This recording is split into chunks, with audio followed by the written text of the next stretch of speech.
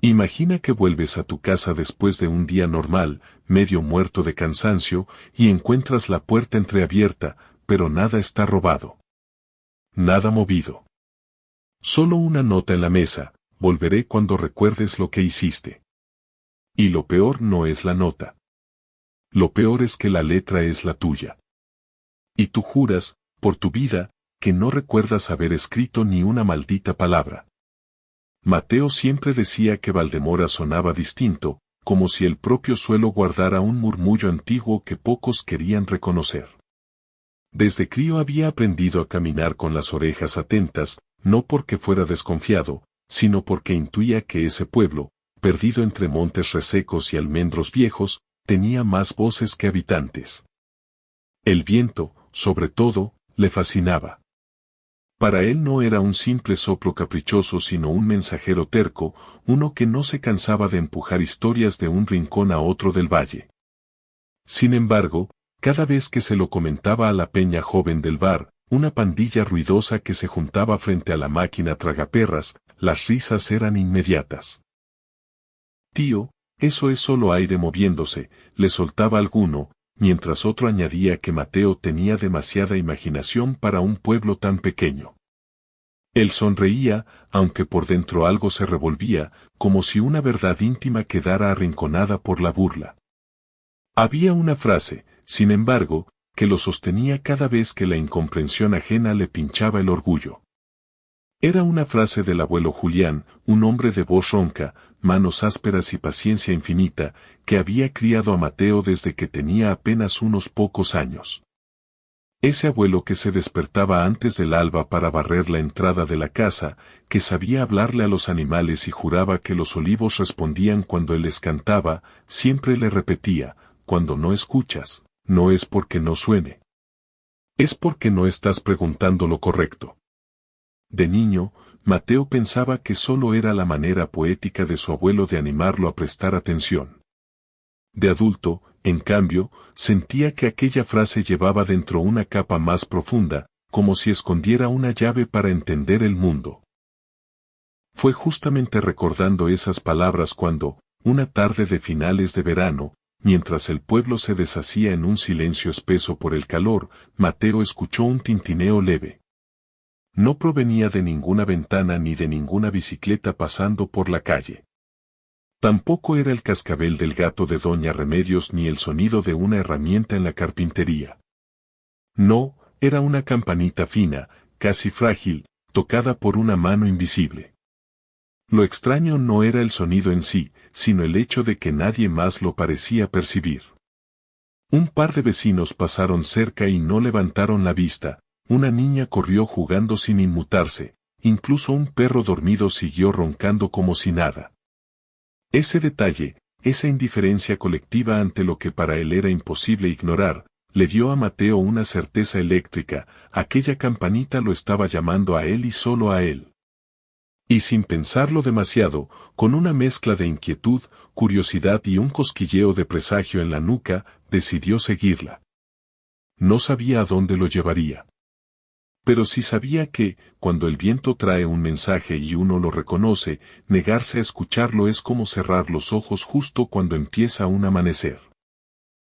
La campanita lo llevó a la antigua casona de su bisabuela, un lugar que Mateo no pisaba desde hacía más de 10 años, quizá desde aquella tarde en que, siendo apenas un chaval, se escondió allí para escapar de un sermón de su abuelo Julián. La casa permanecía tal como él la recordaba, grande pero torcida, con las paredes desconchadas y un tejado del que colgaban tejas levantadas por vientos viejos. Sin embargo, algo había cambiado.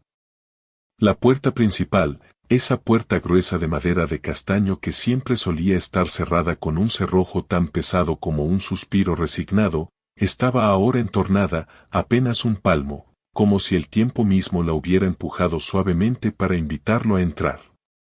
Esa rendija dejaba escapar un olor leve, mezcla de polvo y memoria, un aroma que solo tienen los lugares que llevan demasiados años callando algo.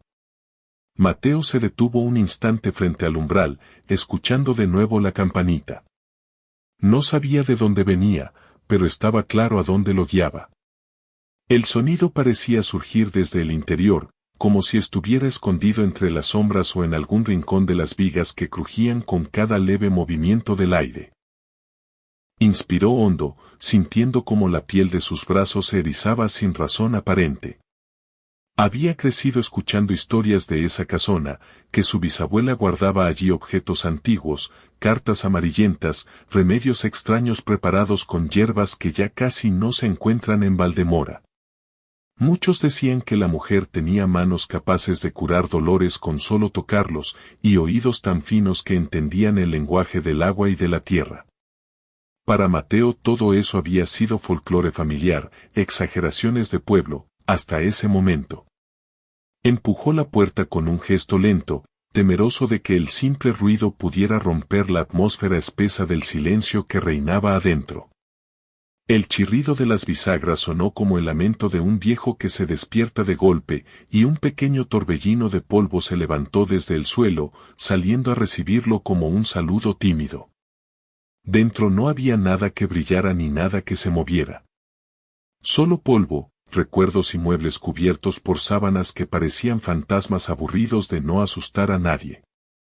La luz que entraba por las ventanas sucias tenía un tono amarillento, como si el sol, al pasar por el vidrio, decidiera envejecer también. Al avanzar, Mateo sintió como cada paso suyo despertaba una historia dormida. Reconoció un cuenco de barro en una repisa, el mismo en el que su bisabuela guardaba esencias para los resfriados. Vio una silla trenzada por su abuelo cuando era joven, aún firme pese a los años. Y sobre la mesa principal, en el centro de la habitación, encontró un cuaderno. No era grande ni llamativo, simplemente estaba allí, cubierto por una delgada capa de polvo que parecía haber sido retirada recientemente. Mateo pasó un dedo por la tapa. El cuaderno vibró muy levemente, o eso le pareció, como si hubiera estado esperando justo ese contacto después de tanto tiempo. Lo abrió con cuidado. En la primera página, escrita con la letra elegante y apretada de su bisabuela, había una única frase: el mundo te habla bajito para que no te distraigas. Mateo se quedó mirando esas palabras durante un largo momento. No sabía por qué, pero sintió que la tinta tenía peso, como si cada letra estuviera cargada de intención. La frase no era un consejo ni una advertencia, era casi un secreto compartido, una invitación a bajar el volumen del ruido interno para escuchar lo que siempre estuvo allí, escondido en lo mínimo.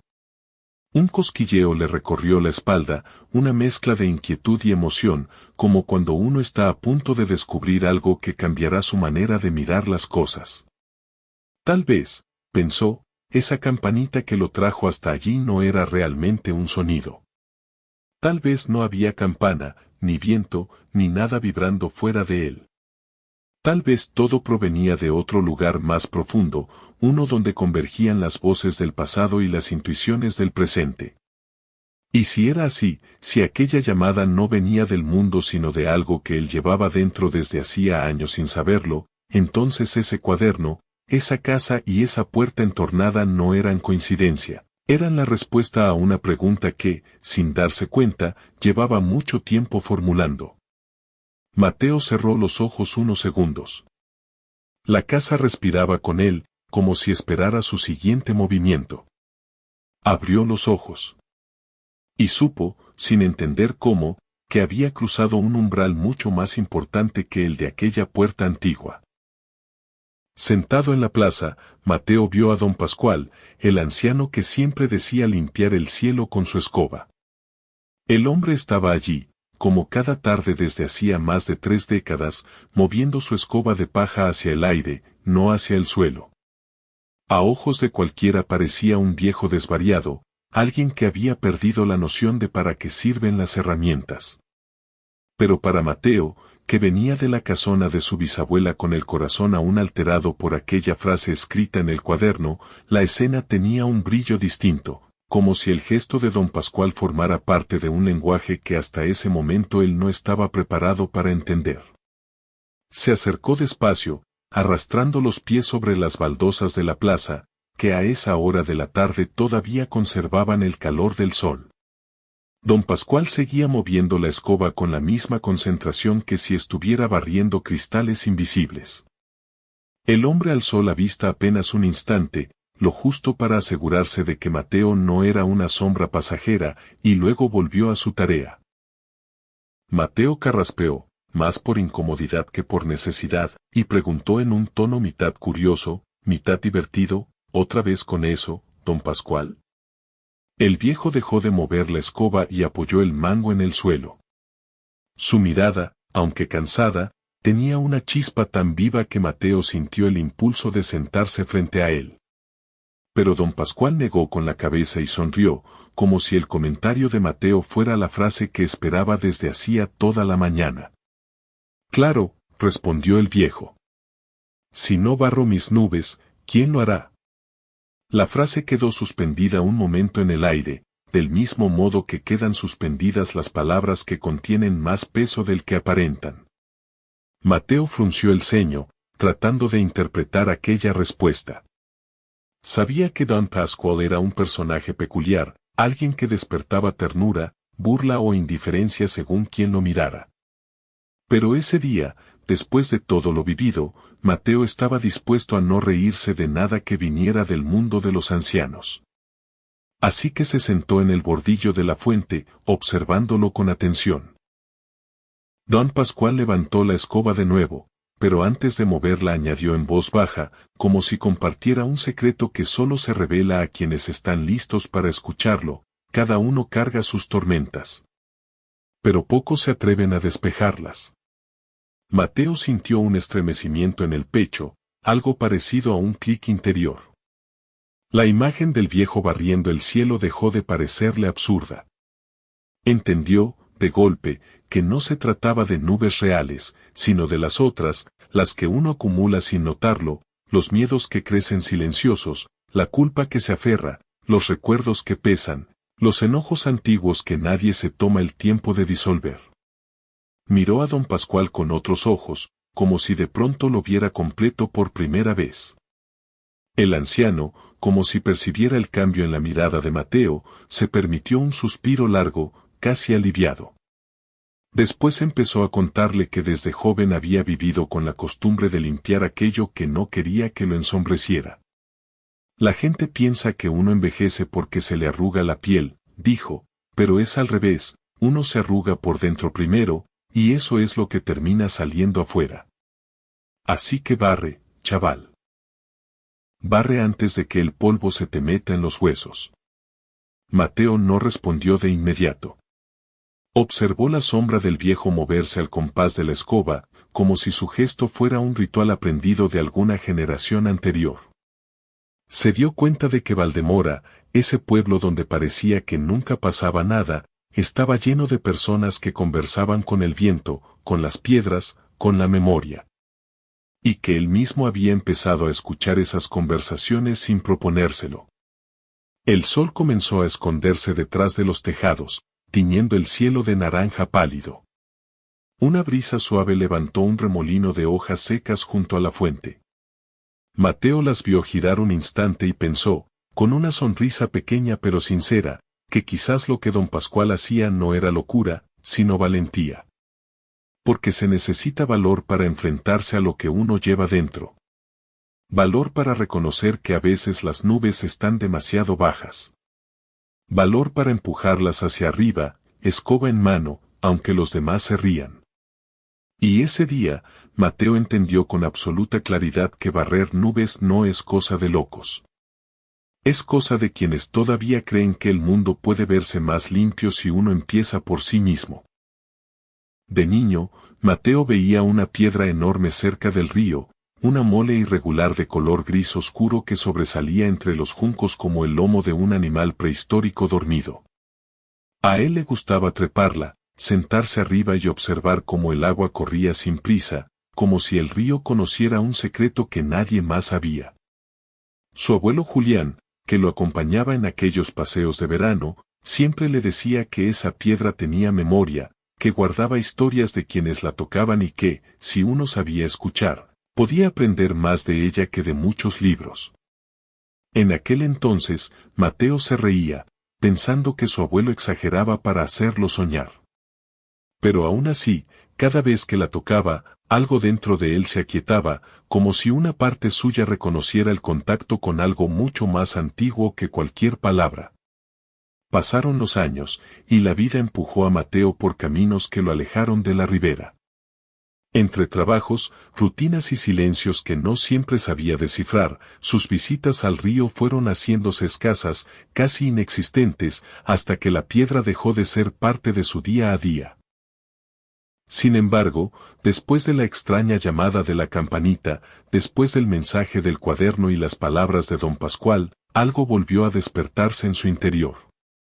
Una sensación insistente, como un hilo tirando suavemente de él hacia un lugar familiar. Así que esa tarde, sin pensarlo mucho, cruzó el pueblo y siguió el camino de tierra que llevaba al río, ese mismo camino que tantas veces había recorrido de la mano de su abuelo. Al llegar, lo recibió el sonido del agua golpeando las rocas, un murmullo constante que no había cambiado desde su infancia. Y allí estaba, la piedra seguía exactamente en el mismo sitio, como si nunca hubiera esperado otra cosa que su regreso.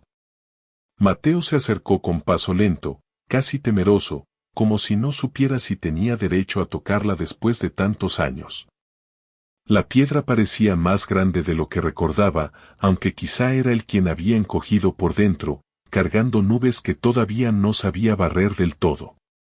Extendió la mano y la apoyó sobre la superficie. Para su sorpresa, la piedra estaba tibia, cálida de un modo extraño, como si recordara sus manos de cuando era niño. Como si reconociera la forma exacta de sus dedos. Mateo cerró los ojos, y en ese gesto simple, un latido antiguo pareció despertarse bajo su palma. No era un sonido claro ni una voz definida, sino una sensación, un susurro que se formaba en su mente con la suavidad de algo que siempre estuvo allí y solo necesitaba que él se calmara para escucharlo. Todo lo que cuidas, te cuida, escuchó adentro, con una claridad que lo dejó sin aire. Abrió los ojos lentamente. El río seguía corriendo igual, pero Mateo ya no era exactamente el mismo. Aquella frase no era un recuerdo, ni una imaginación, ni un eco de su abuelo. Era como si la piedra misma se lo hubiera dicho, sin boca, sin palabras, pero con una certeza absoluta. Y Mateo sonrió, primero con timidez y luego con una calma profunda que le recorrió el pecho como un abrazo antiguo. Comprendió que su abuelo había tenido razón, algunas cosas guardan memoria, no para aferrarse al pasado, sino para sostenernos cuando volvemos a ellas. Miró la piedra con respeto renovado, sintiendo que aquella tibieza no era casualidad. Era una bienvenida. Un reconocimiento. Una forma silenciosa de recordarle que todo vínculo que se cuida, ya sea con una persona, un lugar, un recuerdo o incluso con uno mismo, acaba devolviendo esa misma atención multiplicada. En ese instante, Mateo se prometió no volver a dejar que el ruido de la vida lo alejara de aquello que lo sostenía desde niño. Porque hay piedras, personas y momentos que no solo guardan memoria, también guardan hogar. En el mercado, doña Remedios vendía hierbas y silencios. Era una mujer pequeña, encorvada como un sauce cansado, pero con unos ojos tan vivos que parecían encenderse cada vez que alguien se acercaba a su puesto. Entre montones de hojas secas, frascos con polvos de colores y ramitas atadas con hilos rojos, había un pequeño cajón de madera donde guardaba algo que muchos consideraban una excentricidad suya, los silencios.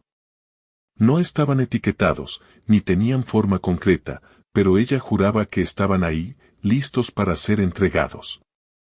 La gente del pueblo la admiraba y la temía a partes iguales, porque doña Remedios tenía la costumbre de ver lo que otros no querían mostrar.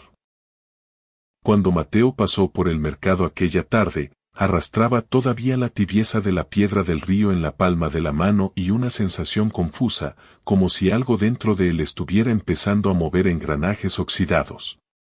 El olor a tomillo, romero y lavanda lo envolvió mientras avanzaba entre los puestos, y fue como si el camino lo guiara directamente hacia el lugar de doña Remedios.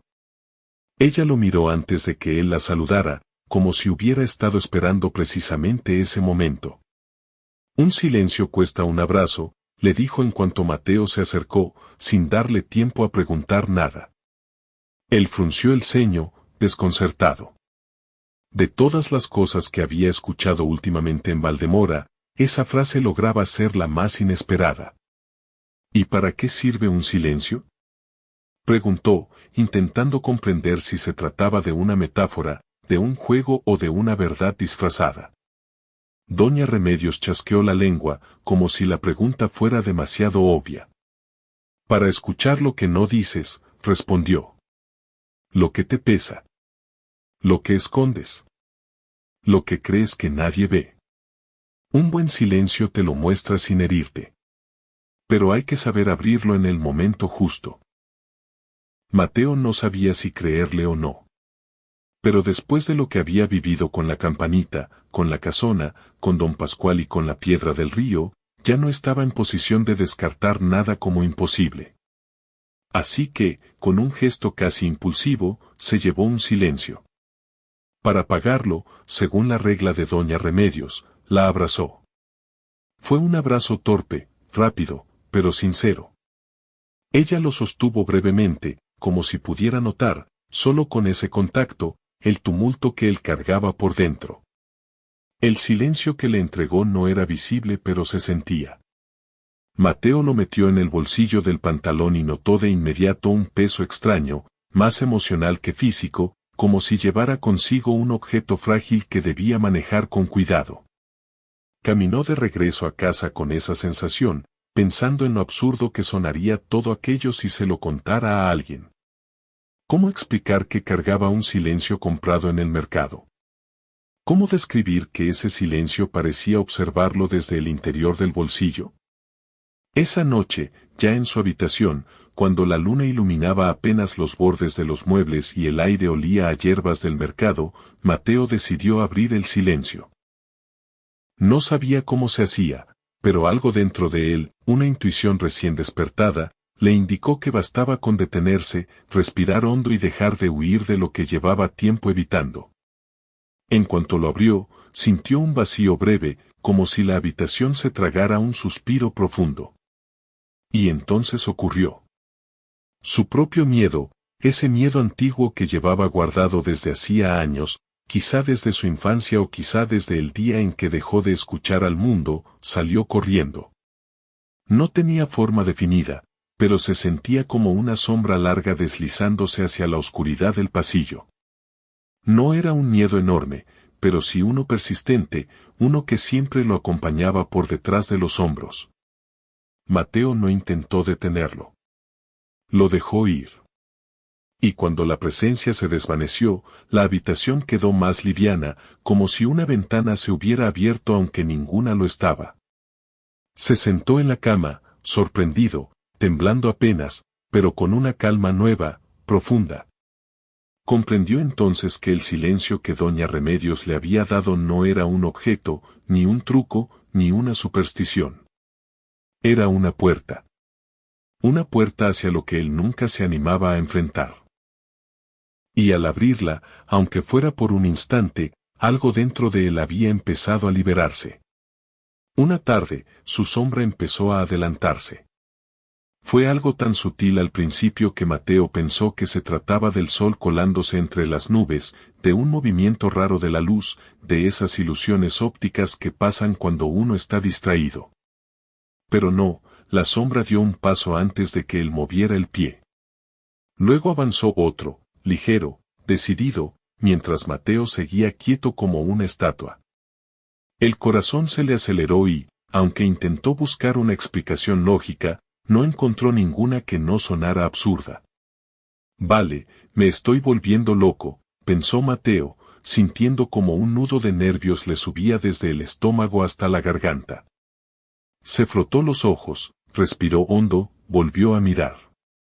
La sombra seguía allí, frente a él, delineada sobre el suelo terroso del sendero, con su forma exacta, la misma silueta que llevaba toda la vida acompañándolo. Solo que ahora no lo acompañaba. Lo guiaba. Se movía con una determinación que no era suya. No era producto del sol. No era un truco de la vista. Era algo más viejo, más hondo, más parecido a esas señales que uno reconoce con el cuerpo antes que con la razón.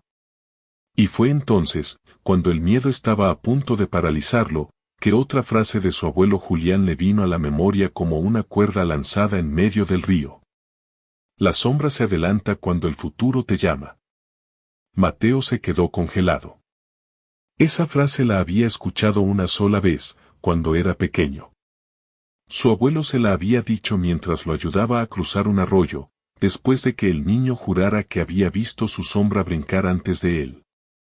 En aquel entonces, las palabras del abuelo le habían parecido un cuento más, una explicación poética para calmar su sobresalto infantil. Pero ahora tenían el peso de una verdad que se había ido gestando en silencio durante años. Y de pronto, esa verdad estaba frente a él, avanzando paso a paso, casi impaciente. Mateo tragó saliva. El viento sopló fuerte entre los almendros, levantando polvo y hojas secas que giraron en un pequeño remolino a su alrededor. La sombra se detuvo unos metros más adelante, como si lo esperara. Como si supiera que él dudaba. Como si perteneciera al camino y solo pudiera avanzar cuando su dueño aceptara seguirla. En el pecho de Mateo nació un temblor eléctrico, mezcla de miedo, de curiosidad y de ese cosquilleo profundo que había empezado a acompañarlo desde que la campanita lo llamó días atrás. Así que, respirando como quien se prepara para tirarse a un agua muy fría, dio un paso. Luego otro. Y otro. Cada vez que avanzaba, la sombra volvía a ponerse en marcha, manteniendo siempre una pequeña distancia, nunca demasiado lejos, nunca demasiado cerca. Era como seguir un hilo invisible que se movía con ritmo propio. Un hilo que lo llevaba lejos del camino habitual y que se internaba por senderos que él no recordaba haber recorrido desde la infancia. Mientras caminaba, Mateo notó que, aunque las piernas le temblaban y el corazón insistía en latir demasiado rápido, algo dentro de él se sentía sorprendentemente alineado, como si todo encajara de una manera extraña pero coherente. La sombra lo condujo hasta un claro donde el sol caía en diagonales largas, iluminando el suelo con un resplandor suave. Allí se detuvo. Mateo también. Por un instante, los dos quedaron inmóviles. Hombre y sombra. Presente y futuro. Miedo y llamado. Mateo cerró los ojos y dejó que el aire helado de la tarde le recorriera la piel. Algo, más una sensación que un pensamiento, le murmuró que no estaba perdiendo la cabeza. Que no era un delirio. Que a veces la vida busca formas extrañas, casi imposibles, de señalar un rumbo. Abrió los ojos y la sombra, por primera vez, pareció respirar en sincronía con él. Y fue entonces cuando Mateo tomó la decisión más difícil y más necesaria: confiar. Confiar en lo que no entendía. Confiar en lo que no tenía nombre. Confiar en ese llamado silencioso que avanzaba un paso delante de él. Así que siguió adelante, aunque le temblaran las piernas. Porque, a veces, el futuro no llama con palabras. Llama con la sombra que se atreve a caminar antes que tú. La sombra lo llevó al viejo pozo seco. Mateo lo reconoció apenas lo vio, aunque hacía más de 2 décadas que no se acercaba a ese rincón olvidado de Valdemora. El pozo había sido un lugar prohibido durante su infancia. Su abuelo Julián le repetía que no se acercara porque las piedras estaban sueltas y el borde era traicionero. Pero también había algo más, algo de lo que nunca hablaba directamente, como si el pozo guardara un secreto que no debía tocarse antes de tiempo. Aquella advertencia había quedado grabada en la memoria de Mateo como un latido lento, y aún así, ahora estaba allí, siguiendo una sombra que avanzaba con una seguridad que él no sentía. El viento soplaba fuerte en ese claro, moviendo los matorrales secos que crecían alrededor del pozo. Cada paso que daba levantaba polvo, y el aire olía a tierra antigua, a historias enterradas bajo el sol. Mateo se detuvo a unos centímetros del borde. La sombra, que hasta entonces lo había guiado con paso firme, se inmovilizó justo en el límite, delgada y nítida sobre las piedras desgastadas. Parecía decirle sin palabras, hasta aquí. Ahora mira tú. Mateo tragó saliva, consciente de que su corazón martillaba con una intensidad casi dolorosa. Se inclinó despacio, temeroso de lo que pudiera encontrar. Esperaba oscuridad, un agujero negro sin fondo, como lo había imaginado tantas veces de niño. Esperaba el eco del vacío, el hueco profundo que siempre había asociado con ese pozo. Pero no fue oscuridad lo que vio. En el fondo, iluminado de un modo que no tenía sentido, vio su rostro. Un rostro que no coincidía con el suyo en ese momento. Él estaba serio, preocupado, con las cejas ligeramente fruncidas y la respiración entrecortada. Pero su reflejo sonreía. No una sonrisa exagerada, ni forzada, ni ajena. Era una sonrisa tranquila, suave, llena de una ternura que Mateo no recordaba haber dirigido hacia sí mismo en mucho tiempo. Una sonrisa que lo desarmó por completo. Retrocedió un poco, desconcertado. Parpadeó varias veces, pensando que tal vez era un truco de la luz. Volvió a mirar. Allí seguía esa versión de él mismo, más luminosa, más libre, más amable. Por un instante, Mateo sintió un calor que le trepó por el pecho, como si una mano invisible le acariciara el corazón. La imagen no se burlaba de él, no lo juzgaba, no lo presionaba. Solo lo miraba como lo haría alguien que lo quiere de verdad. Y fue entonces cuando el pozo le habló sin palabras. Así es como te ven los que te quieren. Ojalá tú fueras tan amable contigo mismo. Mateo abrió los labios, sorprendido por la claridad de ese mensaje mudo. Sentía que las piedras, la tierra, el viento y hasta la sombra que lo había guiado estaban conectados en esa frase silenciosa. Como si toda Valdemora, con su sabiduría antigua y sus misterios cotidianos, hubiera decidido mostrarle algo que él llevaba ignorando demasiados años. Una punzada atravesó su pecho, no de dolor, sino de reconocimiento. Comprendió, con la sencillez brutal que solo tienen las revelaciones auténticas, que era mucho más duro consigo mismo que cualquier otra persona en su vida. Que cargaba culpas viejas, exigencias absurdas, juicios que nunca le había puesto nombre. Y que, sin darse cuenta, se había acostumbrado a mirarse con dureza, como si no mereciera la misma paciencia que ofrecía a los demás. Un sollozo le escapó sin permiso. Mateo se llevó una mano al rostro, y sintió cómo la emoción se desbordaba sin que pudiera detenerla. Lloró un poco, y no se avergonzó. Dejó que las lágrimas bajaran por sus mejillas como si limpiaran algo que hacía tiempo necesitaba ser lavado. El viento, suave ahora, parecía acompañarlo.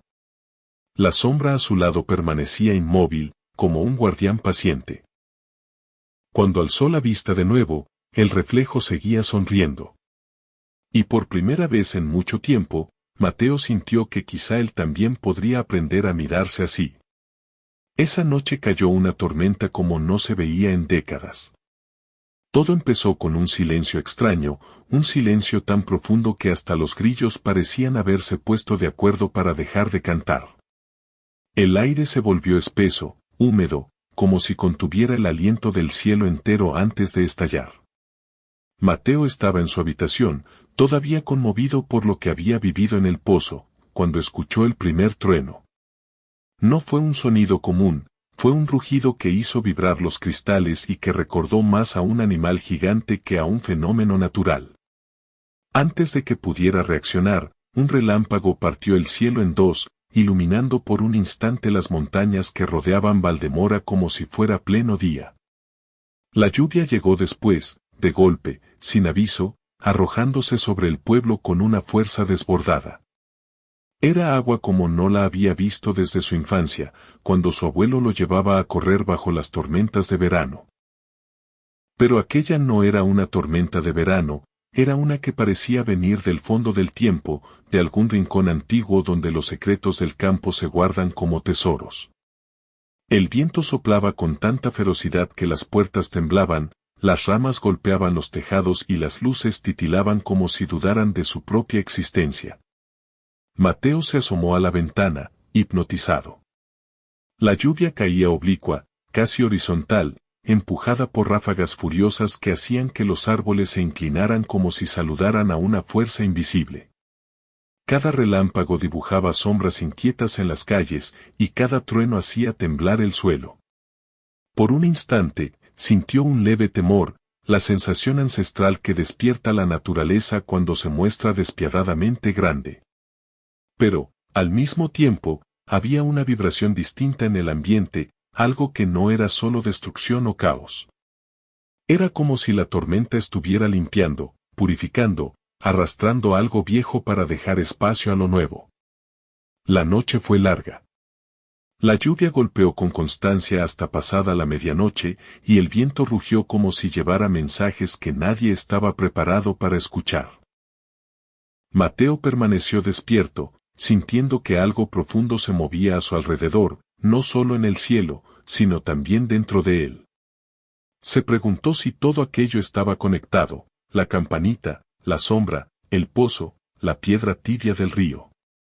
Y mientras escuchaba los últimos truenos, tuvo la sensación de que Valdemora entera estaba viviendo una sacudida, un ritual que nadie había pedido pero que todos necesitaban. Cuando por fin amaneció, el pueblo despertó con olor a tierra limpia. No había rastro de la violencia de la noche anterior. Las calles brillaban, los tejados parecían recién lavados y hasta los muros más viejos tenían un tono más vivo, como si la tormenta los hubiera rejuvenecido. Pero lo más sorprendente ocurrió en los campos.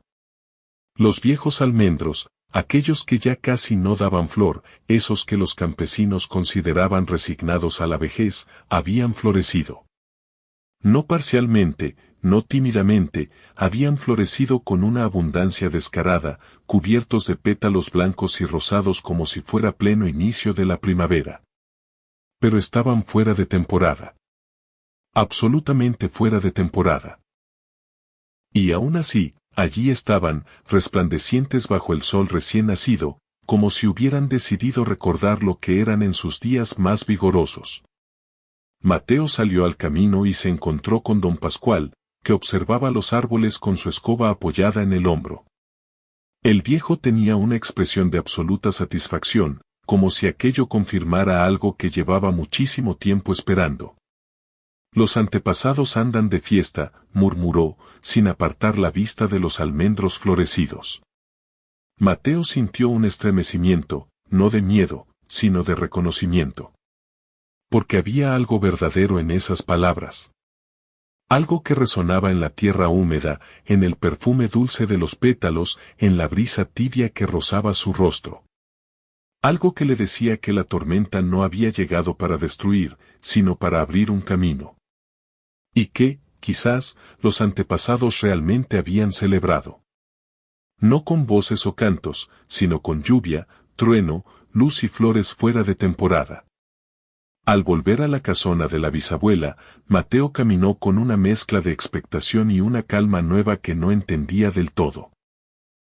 La tormenta de la noche anterior había dejado un aire fresco, casi dulce, que se colaba entre las calles estrechas de Valdemora y hacía que todo pareciera ligeramente más vivo. Las tejas brillaban, las paredes olían a humedad reciente y hasta los gorriones cantaban con un entusiasmo que normalmente reservaban para la primavera. Mientras avanzaba por el sendero de piedras que llevaba a la casona, Mateo sintió que cada paso lo acercaba no solo a un lugar físico, sino también a algo que llevaba tiempo buscándolo a él. La casona seguía igual de silenciosa que la primera vez que entró, pero esa mañana no había oscuridad ni peso en el aire. Al contrario, había una luz dorada que atravesaba las rendijas de las ventanas y formaba franjas cálidas en el suelo polvoriento. Era como si la casa misma hubiera despertado con buen ánimo. Mateo avanzó sin prisa, respirando profundamente, sintiendo que cada olor, cada sonido, Cada mota flotando en la luz formaban parte de un lenguaje que antes era incapaz de descifrar. Llegó al pequeño escritorio donde había dejado el cuaderno la última vez. Estaba allí, exactamente como lo había dejado, cubierto de polvo fino, con la tapa algo desgastada y el elástico flojo que lo mantenía cerrado. Lo tomó con ambas manos, sintiendo su peso viejo pero firme, y lo abrió en la primera página. La frase que había leído días atrás seguía intacta, escrita con una caligrafía suave, redondeada, que se parecía vagamente a la de su bisabuela. El mundo te habla bajito para que no te distraigas. Mateo acarició ligeramente las letras con la yema de los dedos, como si al tocarlas pudiera sentir a la anciana, su aroma a romero y su voz pausada. Pasó la página sin esperar encontrar nada. Juraría, con absoluta certeza, que el resto del cuaderno estaba en blanco. Lo había revisado varias veces. Sin embargo, al voltear la hoja, algo lo detuvo. Allí, en la página siguiente, había otra frase. Escrita con la misma letra, aunque tal vez un poco más firme, como si la mano que la había trazado estuviera más segura. El que escucha al pasado no vive atrapado en él. Vive acompañado. Mateo se quedó inmóvil, mirando la frase con una mezcla de incredulidad y agradecimiento. Una parte de él quiso buscar explicaciones lógicas, tal vez no había mirado bien, tal vez si estaba escrita antes, tal vez la había pasado por alto. Pero ninguna de esas excusas se sentía verdadera. Algo en el fondo de su pecho sabía que esa frase no estaba allí la última vez. Que había aparecido ahora. Justo ahora. Y que no importaba cómo o por qué. Inspiró profundamente, sintiendo que un nudo que llevaba años apretándole el interior comenzaba a deshacerse. Comprendió que escuchar al pasado no tenía que ver con nostalgia ni con aferrarse a lo que ya no era. Tenía que ver con reconocer que quienes vinieron antes seguían caminando, de algún modo, a su lado. Que la memoria no era una cárcel, sino un hogar. Y que tal vez su bisabuela, su abuelo, todos los que habían marcado su historia, lo acompañaban más de lo que él había querido admitir. Mientras meditaba en silencio, la casona pareció respirar con él. Las paredes crujieron suavemente, como cuando una casa vieja se estira después de un largo sueño. La luz se volvió más cálida, como si la habitación entera hubiera soltado un suspiro. Y entonces ocurrió. La campanita volvió a sonar. No como la primera vez, en un susurro casi imperceptible, como si dudara de ser real. No. Esta vez sonó más fuerte. Más clara. Más decidida. Un tintineo vibrante, cristalino, que parecía provenir de todas partes y de ninguna, que se mezclaba con el murmullo de la luz y el aroma húmedo de la madera antigua. Mateo cerró los ojos y se dejó envolver por el sonido. Era una llamada, sí. Pero no una que obligara. Era una invitación. Un recordatorio. Un puente entre lo que fue, lo que es y lo que podría ser. Y por primera vez desde que todo había empezado, Mateo no sintió miedo, ni confusión, ni duda. Sintió compañía. Y avanzó hacia el sonido. La campanita dejó de venir de fuera. Mateo lo supo una mañana en la que despertó con una calma tan profunda que parecía no pertenecerle. Ya no escuchaba el tintineo en el aire, ni entre los árboles, ni en los rincones polvorientos de la casona de su bisabuela. No. Ahora sonaba dentro de su pecho, como un latido fino, cristalino, que no interrumpía nada, sino que acompañaba todo. Era una presencia, un ritmo nuevo, o tal vez un ritmo muy antiguo que por fin había recordado cómo sonar. Y Mateo, al sentirlo, comprendió que algo había cambiado para siempre. Durante años había dudado de sí mismo, de sus percepciones, de esa sensibilidad rara que muchos del pueblo consideraban fantasía o distracción. Él mismo se había repetido 1000 veces que debía ser más sensato, más práctico, más normal. Pero ahora, con la campanita repicando en su interior como un faro discreto, entendió que había pasado demasiado tiempo intentando callar lo que en realidad era una llamada. No una llamada para alejarse del mundo, sino para verlo mejor. Y así, poco a poco, casi sin darse cuenta, comenzó a enseñar a los niños del pueblo lo que estaba aprendiendo. No lo hacía como un maestro formal ni pretendía convertirse en guía de nadie. Simplemente compartía lo que él mismo estaba descubriendo, esas pequeñas verdades que Valdemora le había ido entregando una a una, como semillas antiguas que esperaban la estación correcta para brotar. Les contó que las piedras guardan memoria. Que una roca no es solo un pedazo de tierra endurecida, sino un testigo de todo lo que ha pasado a su alrededor. Les enseñó a tocar una piedra con respeto, a sentir su calor o su frío, a notar si vibraba ligeramente cuando la comprendían. Algunos niños se reían al principio, pero luego, cuando una piedra les respondía con un hormigueo suave en la palma, lo miraban con los ojos muy abiertos, como si hubieran descubierto un secreto demasiado grande para la edad que tenían. Les mostró también que las nubes se barren con intención.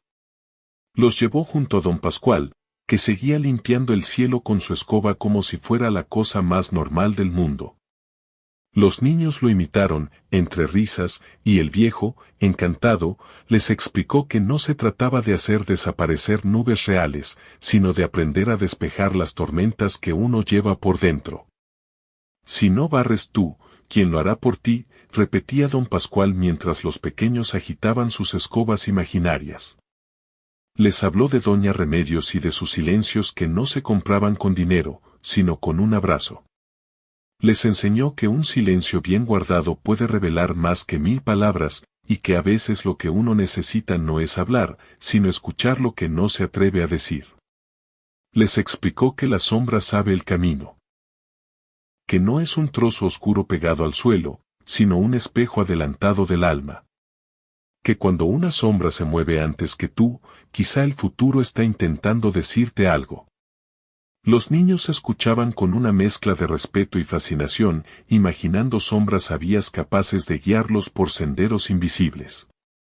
Y, por último, les contó que los ecos de los abuelos no mueren, se vuelven brújula.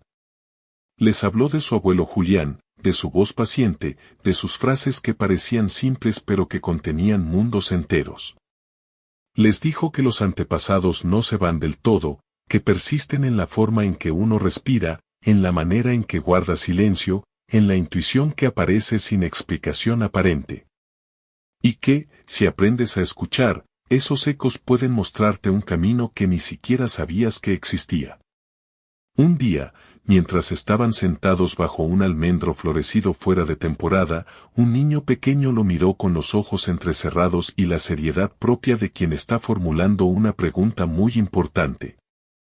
¿De dónde sacas tanta sabiduría, Mateo?, preguntó. Él sonrió, guiñó un ojo y se inclinó un poco hacia el pequeño. De escuchar lo que casi nadie oye, respondió. Y en ese instante, la campanita dentro de su pecho sonó una vez más, suave, contenta, como celebrando que por fin Mateo había aprendido a vivir acompañado.